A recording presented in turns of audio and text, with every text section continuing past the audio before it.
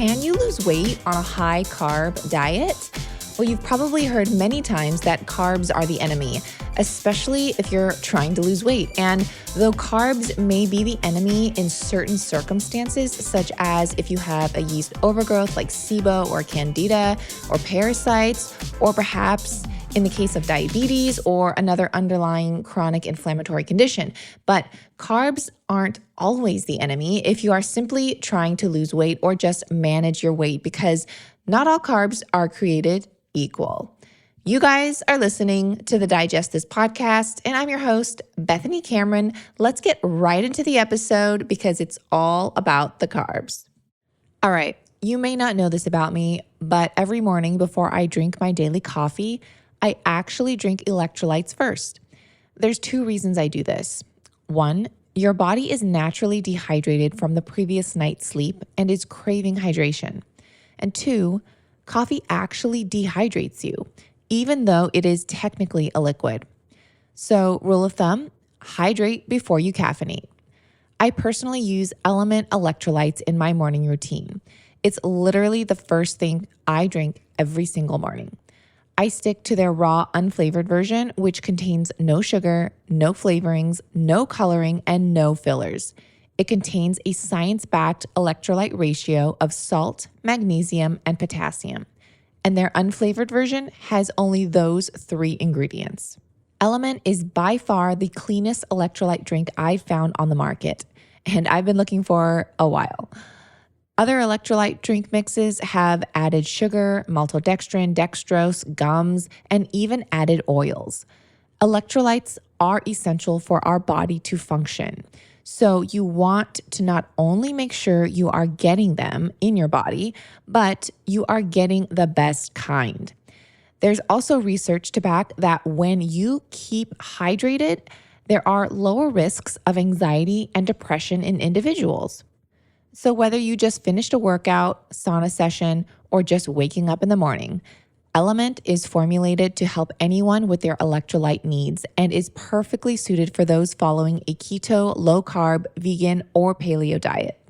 Right now, Element is offering my listeners a free sample pack with any purchase. That's 8 single serving packs free with any Element order.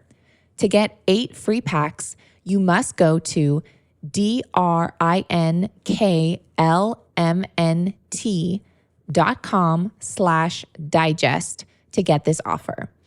Element also has a no questions asked refund policy, so you can try it totally risk-free.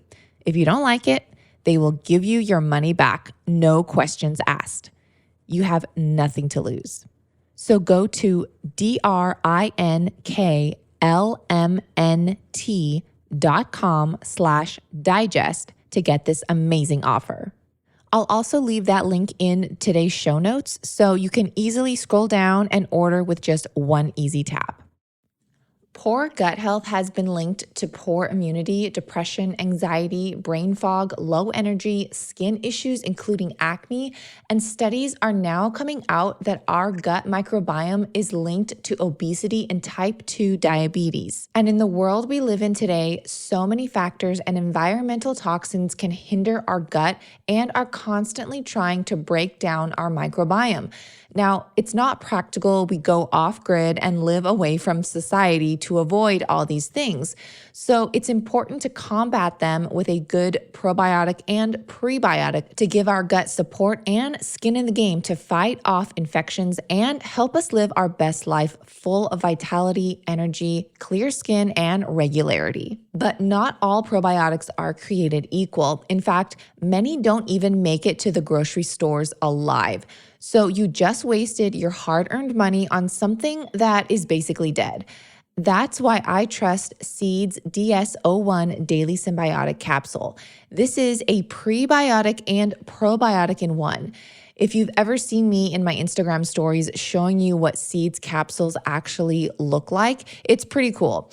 That's because it's a capsule within a capsule. So if you open up the first capsule, there's actually another capsule inside.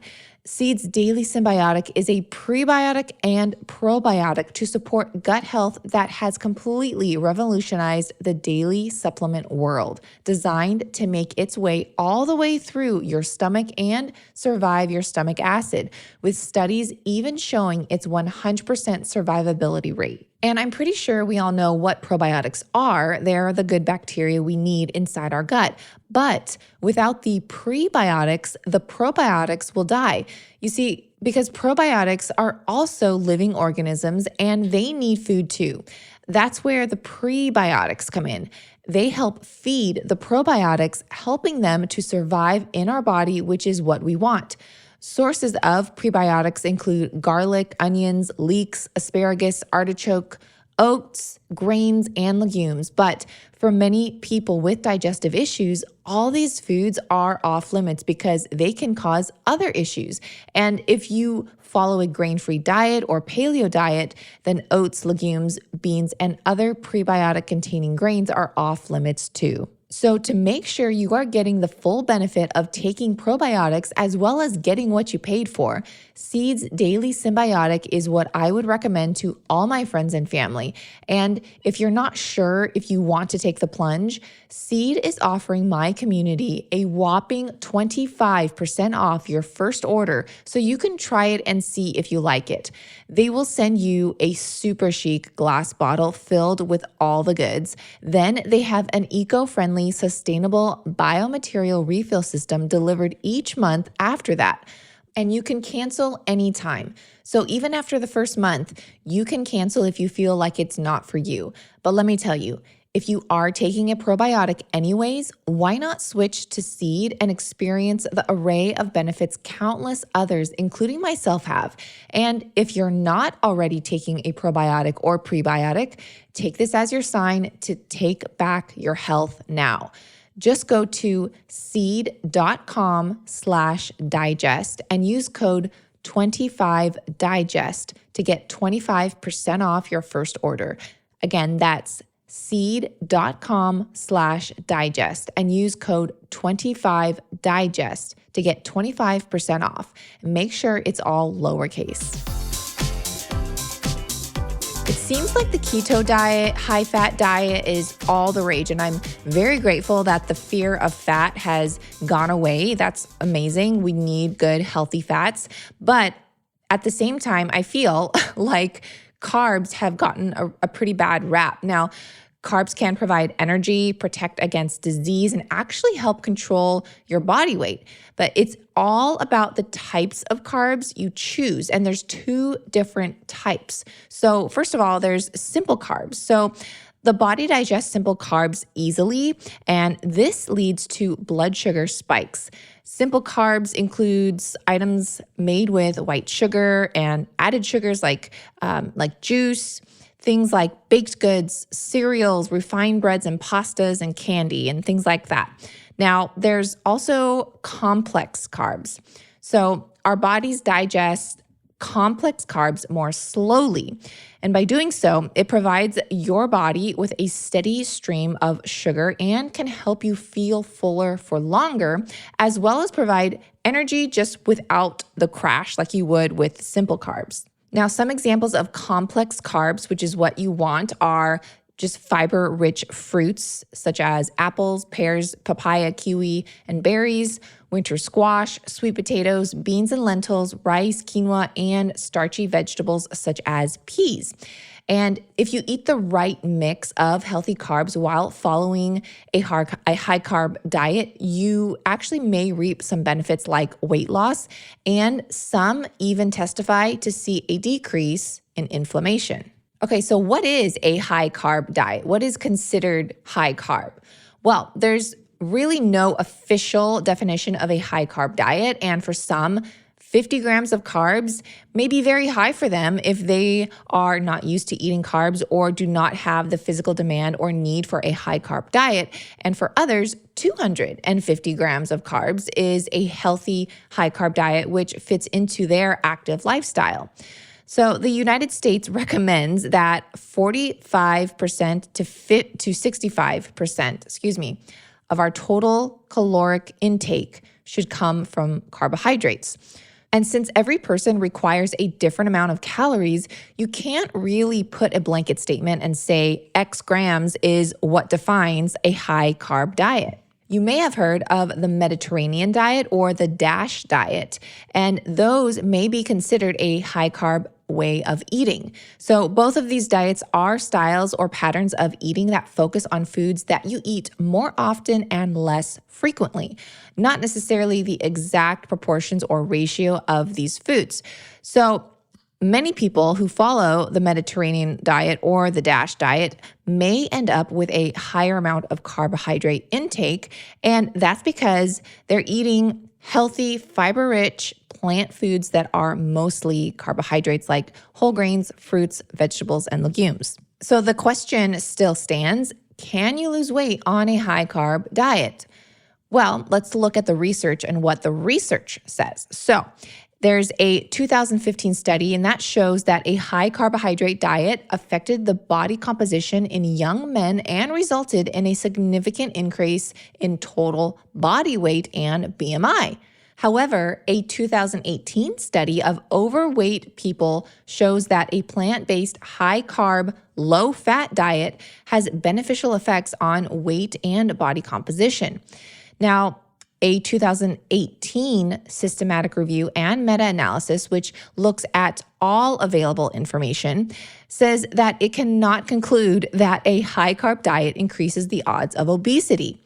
But what this review should have been focusing on more so is the type of carbs consumed.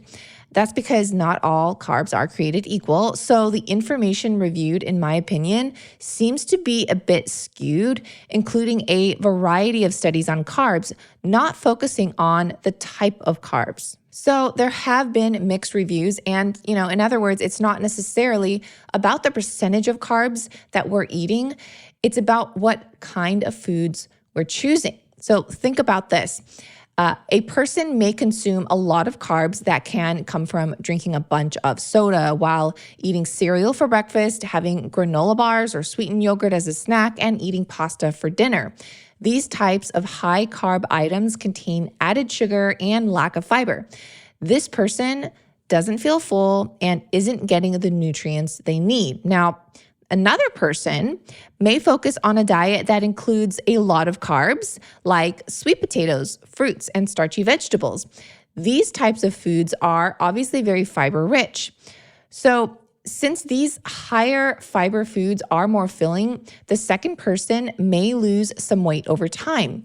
It may not be a drastic drop in weight, but it's also not going in an upward direction or even stabilizing, but slowly over time, their weight may drop. Now, on paper, both of these people eating a high carb diet may look just fine, right? And they may look very similar, but the types of carbs that they're eating are completely different, and you can get different results from eating the same amount of carbs.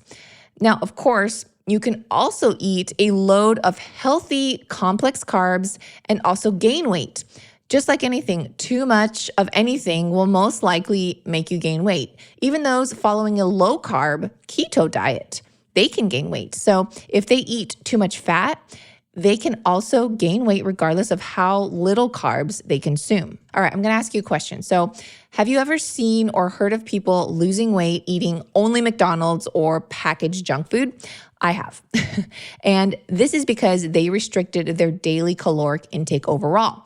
Sure, if you ate McDonald's every day, but all you ate was one 500-calorie burger from McDonald's in a day, that was it. Like, you're obviously going to lose weight if you only consume 500 calories, right? Which is not healthy, by the way, and obviously not recommended.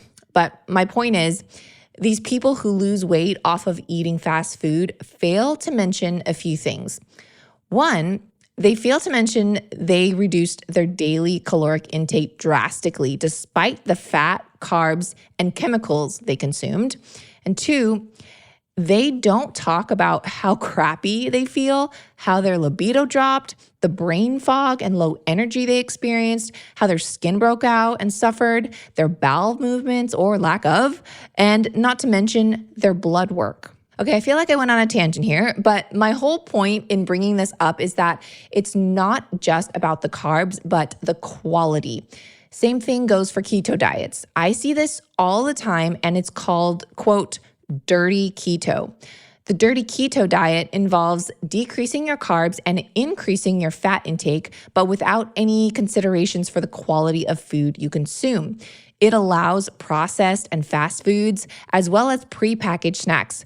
So on a dirty keto diet, you can and are allowed to consume toxic seed oils, blocks of cream cheese full of stabilizers and gums, deep fried anything as long as it's low carb. This is completely different from a clean keto diet, which also focuses on nutrition. All this to say, you can overdo anything with anything. Now, I do want to point out some high-carb diet benefits that research has found. So eating a minimally processed high-carb diet has shown some benefits. But remember, it's all about the types of carbs you choose.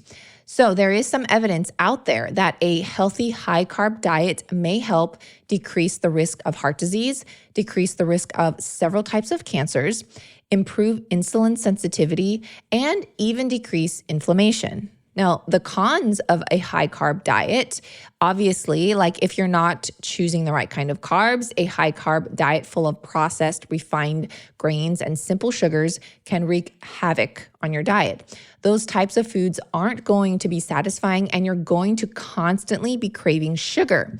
This is because every time you eat fast-acting carbs, your insulin response promotes hunger and your blood sugar skyrockets. So, to carb or not to carb? I personally feel a lot better on a lower carb diet. Now, I didn't say low carb, but lower carb. So whether that means me having higher carb days versus other days in the week, or simply eating a general lower carb and higher protein, higher fat diet, I do simply stick to a lower carb diet. I personally just feel my best when I prioritize animal protein along with quality cultured dairy like Greek yogurt. I tend to stay away from a lot of veggies. However, I do consume many fruits, which are very high in carbs and even pretty high in sugars. But the fruit also contains tons of vitamins, minerals, and easy to digest fiber, which helps the body digest it all slowly to keep my blood sugar steady. This is just what works for me. I also find that the fiber in fruits do better with me versus the fiber in veggies. I'm not sure if you guys have experienced that, but fiber in fruits, I can digest so much better versus the fiber in veggies. This is all what I have come to experience in my own health journey. And like everyone, we all have to go through a period of trial and error and find out what works best for our individual body, because no one body is created the same. We all have different microbiomes, different stress levels, live in different environments with different active or sedentary lifestyles, and have different DNA makeup. So find out what works best for you. And as a general rule of thumb, prioritize protein. Then see if your second macro should be carbs or fat, or perhaps an equal amount of both. My goal here is to help you figure out how you can live your best life with less inflammation, better digestion, and overall energy to help you accomplish your daily tasks. I hope you enjoyed this episode, and if you did, please share it on Instagram and tag me at Lil Sipper so I can see and know that you listened, and I will personally respond. I always love seeing all your tags, and it means so much to me. Thanks, guys. See you on Wednesday. Thanks for listening to this episode of Digest This. If you enjoyed this episode, please leave a review in your podcast app to let us know. If you're ever wondering how you can support me and this podcast, sharing it with your friends and family is the best way. This is a Resonant Media production produced by Drake Peterson and edited by Mike Fry. To email the show, message us at digestthispod@gmail.com. See you next time. The content of this show is for educational and informational purposes only. It is not a substitute for individual medical and mental health advice and does not constitute a provider-patient relationship. As always, talk to your doctor or health team first.